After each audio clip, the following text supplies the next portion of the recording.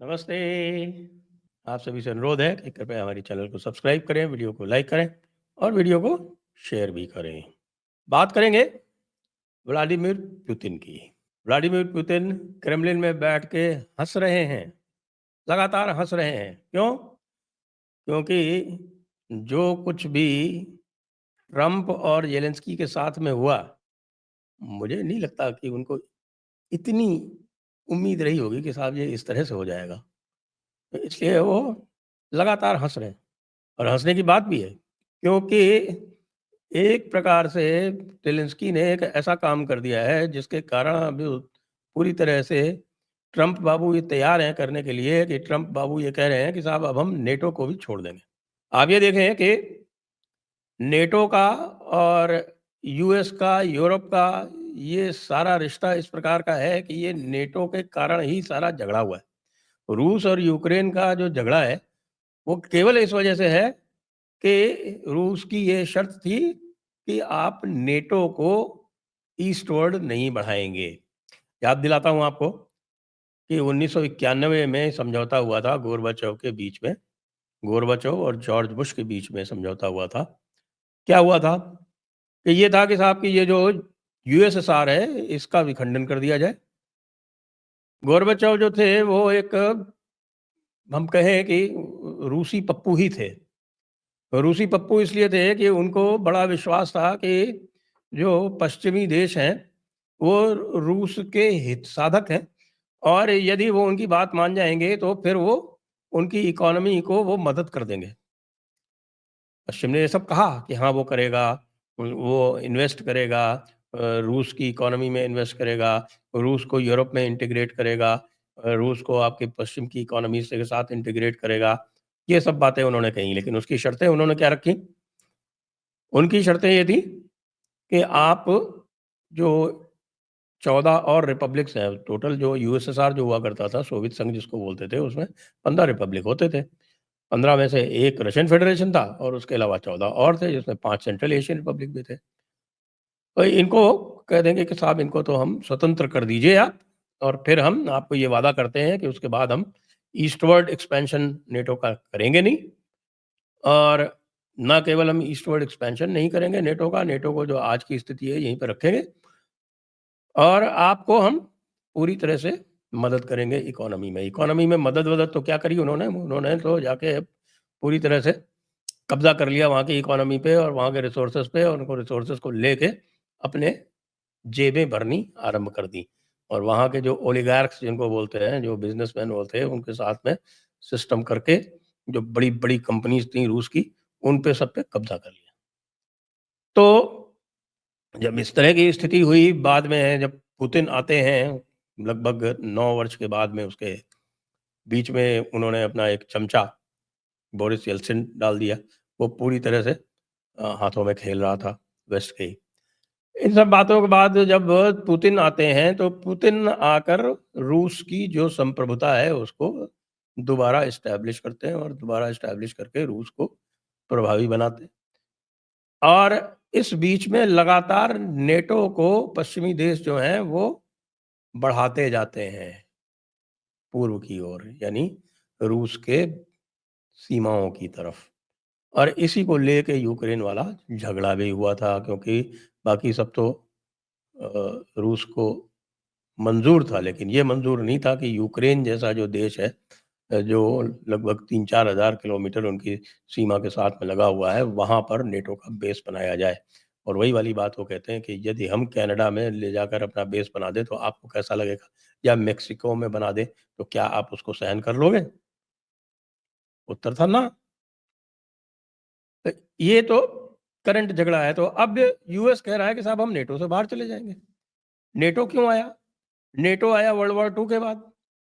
वो क्यों आया? क्योंकि पूरा यूरोप जो है एक रूसोफोबिया का शिकार है। और रूसोफोबिया का शिकार आज से नहीं है, वो रूसोफोबिया जो है यूरोप का, जो आप समझें कि 19वीं शताब्दी के जो ग्रेट गेम की बात होती है, उस 19वीं शताब्दी का ग्रेट गेम जो है, वहाँ से है। और वो ग्रेट गेम हुआ था ब्रिटिश एम्पायर के बीच में और रशियन एम्पायर के बीच में। रशिया का जो राजा उस समय जो ज़ार कहलाता था, उस ज़ार ने अपना ईस्टवर्ड एक्सपेंशन शुरू किया और रूस से आगे बढ़ा के पहले वो गया और जो सेंट्रल एशियन जो रिपब्लिक्स थे उन पर कब्जा किया। 5 जो सेंट्रल एशियन रिपब्लिक हैं, उधर से आप शुरू हों तो आपको कज़ाकिस्तान मिलेगा, उज़्बेकिस्तान मिलेगा, तुर्कमेनिस्तान मिलेगा, तुर्कमेनिस्तान के बाद में इधर ताजिकिस्तान और किर्गिज़िस्तान, किर्गिज़िया जिसको बोलते हैं। तो इन पे कब्ज़ा किया, फिर वो साइबेरिया पे गया, साइबेरिया उस टाइम नो मैन्स लैंड हुआ करता था। साइबेरिया पे कब्ज़ा करके फिर बाद में जो ईस्टर्न साइबेरिया जो मंचूरिया का पार्ट हुआ करता था चीन का, वहाँ पर जाके कब्ज़ा किया। उसको रोकने के लिए ब्रिटिश एम्पायर ने बहुत सारे गेम्स खेले और उसमें ग्रेट गेम में अफ़गानिस्तान जो था वो बीच में आता था।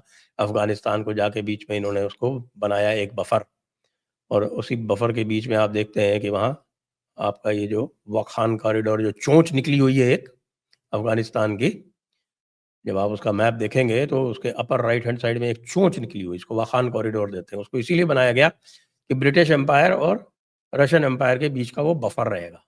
तो यहाँ हुआ चीन में इन्होंने कोशिश की, चीन में और कुछ नहीं ट्रेड के माध्यम से किया, ओपियम वॉर्स किए वहाँ पर, पूरे चीन को अफ़ीम सप्लाई की। अफ़ीम सप्लाई करके वहाँ पर जब अफ़ीम पर जो रोक लगानी चाहिए वहाँ के राजा ने तो उनके साथ में युद्ध किया और युद्ध करके ये जो ओपियम बेचने के राइट्स जो हैं उन पे कब्ज़ा किया।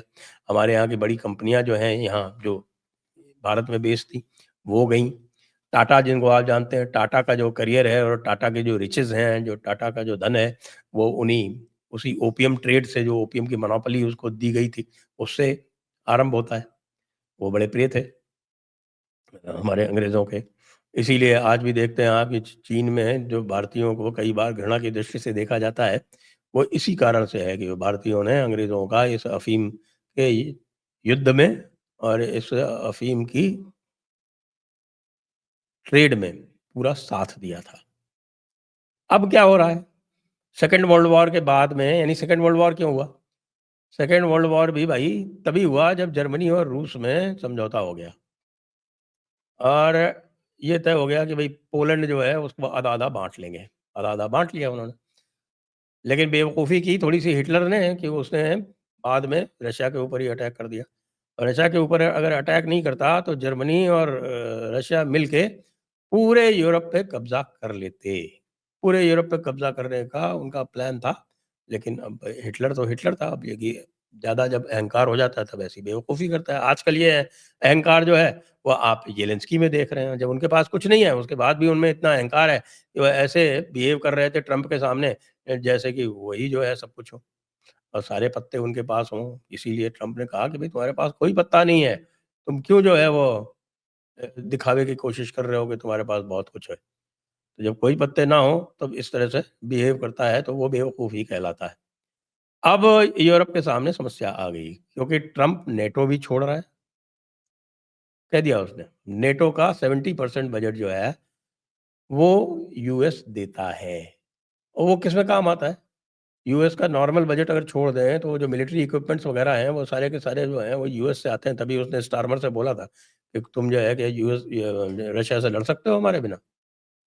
इसलिए ट्रम्प का जो इरादा है वो ये है कि भई हमारा जो मेजर एडवर्सरी है इकोनॉमिक टर्म्स में, पॉपुलेशन टर्म्स में वो चाइना है, रूस नहीं है। इसलिए हमें रूस के साथ बना के चलना है। दूसरी तरफ यूरोप जो है वो पुराना जो उसका रूसोफोबिया है जो ग्रेट गेम्स के टाइम से है, उससे बाहर नहीं निकल पा रहा है। सेकंड वर्ल्ड वॉर के बाद में इसको इन्होंने और ज़्यादा एक्यूट कर दिया और ज़्यादा एक्यूट करने के बाद में ये हुआ कि भई सारा का सारा जो सिस्टम है वो उन्होंने इसी के ऊपर निर्भर कर दिया और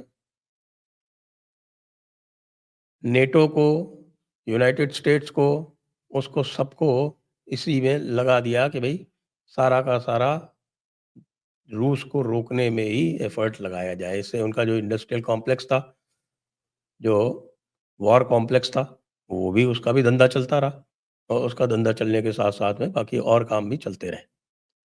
अब मामला उल्टा पड़ गया है। तो अब क्या होगा? बस यही देखने वाली बात है। अगर इसी लाइन पर चलता रहा, इसी लाइन पे यदि चलता रहा रूस और अमेरिका, तो ये आप समझ लीजिए कि यूरोप जो है उसकी बहुत स्थिति खराब होने वाली है। तो हम लोग अब इसको सबको देख रहे हैं, पुतिन साहब हँस रहे हैं और ट्रम्प जो है वो येलेंस्की से नाराज़ हैं और येलेंस्की की समझ में नहीं आ रहा है कि वो क्या कराया। उसको चढ़ाया यूरोप वालों ने और उनको चढ़ाने के चक्कर में वो गलत पत्ते खेल आया और गलत पत्ते खेल के फँस गया बुरी तरह से। अब देखिए, भारत के तो ख़ैर मज़े ही मज़े हैं। अगर रूस पावरफुल होता है तो भारत निश्चित रूप से आनंद करेगा। देखते हैं क्या होता है। जय हिंद, जय भारत, वंदे मातरम।